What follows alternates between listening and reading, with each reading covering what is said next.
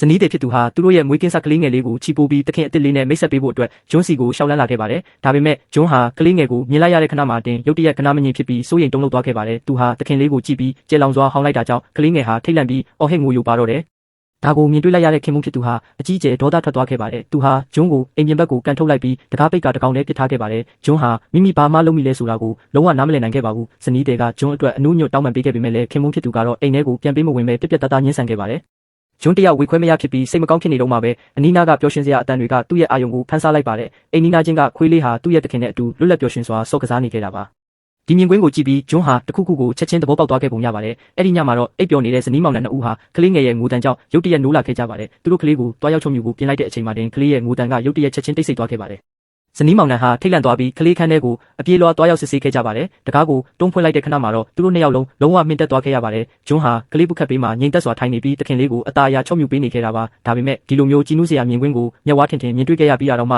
ရက်ဆက်တဲ့ခင်မုန်းဖြစ်သူကတော့ဂျွန်းကိုအိမ်ပြင်ဘက်ကိုပဲအေးဆက်စွာထပ်မံမောင်းထုတ်ခဲ့ပြန်ပါတယ်။တနာစရာကောင်းတဲ့ဂျွန်းဟာခေါင်းလေးငုံပြီးသူ့တခင်ရဲ့နားလည်မှုလွဲမှားခြင်းကိုတိတ်တဆိတ်တာအောက်အဲသည့်ခံခဲ့ရရှာပါတယ်။နောက်တနေ့မနက်မှာတော့ခင်မုန်းဖြစ်သူဟာဂျွန်းတယောက်အိမ်ထဲကိုတိတ်တဆိတ်ပြန်လည်ဝင်ရောက်နေတာကိုတွေ့ရှိခဲ့ပါတယ်။အမှန်တော့ဂျွန်းဟာတခင်လေးအတွက်တညလုံးစိုးရိမ်ပူပန်နေခဲ့တာကြောင့်အိမ်ထဲကိုခိုးဝင်ပြီးတကားဝမှာအမြဲတမ်းစောင့်ကြပ်ပေးနေခဲ့တာဖြစ်ပါတယ်။အိမ်ငိုက်ချင်းဝေဒနာကိုအပြင်းထန်ခံစားနေရပေမဲ့လည်းသူဟာမအိပ်ပဲအတင်းကျပ်အောင့်အေးပြီးတခင်လေးရဲ့အနားမှာလက်မတဆောက်မှမခွာပဲတညလုံးစောင့်ရှောက်ပေးခဲ့တာပါ။နောက်ရက်မှာတော့ကလေးငယ်လေးဘေးကင်းစွာနဲ့အိပ်ပျော်နေတာကိုမြင်တွေ့ရတဲ့ဇနီးဖြစ်သူကဒါဟာဂျွန်းရဲ့ကာကွယ်စောင့်ရှောက်မှုကြောင့်လို့အပြည့်အဝခံစားမိတာကြောင့်သူမဟာဂျွန်းကိုကလေးရဲ့အနားစီချင်းကပ်ခွင့်ပြုဖို့ဥဆောင်လုပ်ကင်ခဲ့ပါတယ်။ဘေးကခင်မုန်းဖြစ်သူကတော့နောက်ထပ်မတော်တဆမှုတွေဖြစ်ပွားမှာစိုးရိမ်တာကြောင့်တတိကြီးစွာစောင့်ကြည့်နေခဲ့ပေမဲ့ဂျွန်းရဲ့ပြုမှုပုံတွေကသူတို့ရဲ့စိုးရိမ်ပူပန်မှုအလုံးကိုအပြီးတိုင်ပျောက်ကွယ်သွားစေခဲ့ပါတယ်။ဂျွန်းဟာတခင်လေးရဲ့ခန္ဓာကိုယ်ပေါ်ကိုသူ့ရဲ့မေးစေးလေးအသားအရာတင်လိုက်ပြီးသူ့ရဲ့မျက်နှာအမူအရာကတခင်တွေကိုလေးနက်တဲ့ကတိတစ်ခုပေးလိုက်တယ်လို့ပါပဲ။အဲ့ဒါကတော့သူ့ရဲ့တသက်တာလုံးကိုဒီတခင်လေးကိုကာကွယ်စောင့်ရှောက်ဖို့အတွက်ပဲအသုံးပြုသွားမယ်ဆိုတာပါပဲ။အဲ့ဒီအချိန်ကစပြီးဂျွန်းဟာတခင်လေးရဲ့အနီးကပ်အဆောင်ရှောက်ဖြစ်အပြီးတိုင်ပြောင်းလဲသွားခဲ့ပါတယ်။တခင်လေးအနီးလဲဖို့လိုအပ်တဲ့ခါတိုင်းသူဟာညစ်ပတ်နေတဲ့အနီးတွေကိုပါးစပ်နဲ့ကိုက်ပြီးအမိုက်ပုံးထဲကိုတွားရောက်ဆွန့်ပစ်ပေးလိမ့်ရှိပါတယ်။တခင်လေးထမင်းစားရင်အစားအသောက်တွေကျမ်းပြင်ပေါ်ဖိတ်စင်ကြတဲ့အခါမှာလဲသူကပဲကျမ်းပြင်ကိုတန်ရှင်းအောင်တိတ်တဆိတ်လိုက်လံစားတောက်ပေးခဲ့ပါတယ်။တခင်လေးလေကအတက်ဆင်းလုပ်တဲ့ခါမှာတော့ဘေးကနေတပွားမခွာလိုက်ပါပြီးလဲမကြအောင်ထိမ့်မှတ်ပေးခဲ့တာပေါ့။အချိန်တွေကုန်ဆုံးသွားခဲ့ပြီးတခင်လေးဟာမူကြိုကျောင်းကိုစတင်တက်ရောက်ခဲ့ပါတယ်။ဂျွန်းဟာတခင်လေးကြီးပြင်းလာတာနဲ့အမျှအတူတူလိုက်ပါပေးနိုင်မဲ့နီလန်အစ်တစ်ခုကိုထပ်မံရှာဖွေခဲ့ပါတယ်။သူဟာတခင်လေးအိမ်စာလုပ်နေတဲ့အချိန်တိုင်းဘေးမှာငြိမ်သက်စွာထိုင်နေပြီးတဲ့နူးညံ့ပြီးတာဝန်သိတတ်တဲ့ဆရာတစ်ယောက်ဖြစ်လာခဲ့ပါတယ်။တခင်လေးဟာအိမ်စာလုပ်ရင်းအခက်အခဲတွေနဲ့ကြုံတွေ့ရတဲ့အခါတိုင်းဂျွန်းကိုလှည့်ကြည့်ပြီးအကူအညီတောင်းလေးရှိသလိုအိမ်စာတွေပြီးသွားတဲ့အခါမှာလည်းဂျွန်းကိုမုံတွေကျွေးမွေးပြီးဆုချလေးရှိပါတယ်။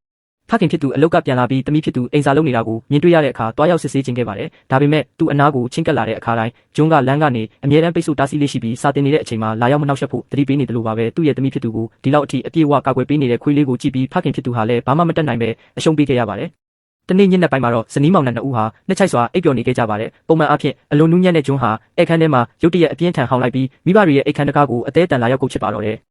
ဇနီးမောင်နှံဟာချက်ချင်းနိုးလာပြီးအပြေးလွှားတွားရောက်စစ်ဆေးခဲ့ကြပါတယ်။အဲ့ဒီခါကျမှပဲတမိဖြစ်သူဟာပြင်းထန်တဲ့ကိုယ်ပူဖျားနာမှုဝေဒနာခံစားနေရတာကိုတွေ့ရှိသွားခဲ့တာပါ။နောက်ပိုင်းမှာတော့ဆရာဝန်ကသူတို့တင်ပြတာကံကောင်းလို့သာအချိန်မီဆေးရုံကိုရောက်ရှိခဲ့တာဖြစ်ပြီးအကယ်၍နည်းနည်းလေးနောက်ကျသွားခဲ့ရင်ကလေးရဲ့အသက်အန္တရာယ်ဟာစိုးရိမ်ရတဲ့အခြေအနေကိုရောက်ရှိသွားနိုင်တယ်လို့ပြောကြားခဲ့ပါတယ်။အဲ့ဒီအချိန်ကျမှပဲဇနီးမောင်နှံနှစ်ဦးဟာအရာအလုံးကိုအပြည့်အဝသဘောပေါက်သွားခဲ့ပါတော့တယ်။လူသားတွေခွေးတကောင်အပေါ်မှာထားရှိတဲ့ချစ်ချင်းမြတ်တာဟာခဏတာစိတ်ကစားမှုဖြစ်နိုင်ပေမဲ့ခွေးလေးတွေကလူသားတွေအပေါ်မှာထားရှိတဲ့တစ္ဆာတရားနဲ့ကာကွယ်ဆောင်ရှောက်မှုကတော့သူတို့ရဲ့တသက်တာလုံးအသက်ထက်မကတည်ရှိနေမှာဖြစ်ပါတယ်။ကဲပရိသတ်ကြီးကအိမ်မှာခွေးလေးတွေမွေးထားကြလားသူတို့နဲ့ပတ်သက်တဲ့ကြီးနူးစရာအမှတ်တရလေးတွေရှိရင်လည်းကွန်မန့်မှာခန်းစားချက်ချင်းမျှဝေပေးခဲ့ကြပါဦးနော်။ဒီဇလန်တိုလေးကိုသဘောကျနှစ်သက်တယ်ဆိုရင်တော့ကျွန်တော်ရဲ့ page လေးကို like နဲ့ follow လုပ်ထားဖို့မမေ့ပါနဲ့ဦးနော်နောက်ထပ်လည်းစိတ်ဝင်စားစရာဇလန်ကောင်းတွေကိုနေ့စဉ်တင်ဆက်ပေးသွားဦးမှာမို့စောင့်မျှော်အားပေးကြပါဦးဗျအားလုံးကိုကျေးဇူးတင်ပါတယ်ဗျာ။